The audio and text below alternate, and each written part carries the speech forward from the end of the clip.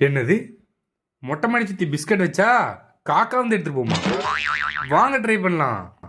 ஒரு பிஸ்கட் எடுத்துக்கலாம். இப்போ பாதியாக பிச்சுக்கலாம். பாதியை தின்னுட்டு பாதி காக்கா வைக்கலாம்.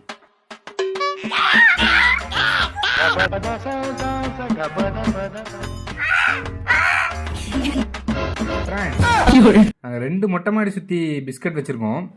இப்போ காக்கா வந்து எடுக்குதான்னு வெயிட் பண்ணி பார்க்கலாம்.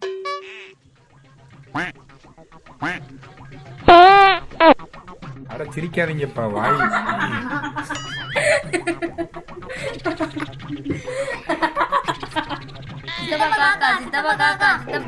இது காக்காவை சொல்லுதா இல்லை நம்மள சொல்லுதா?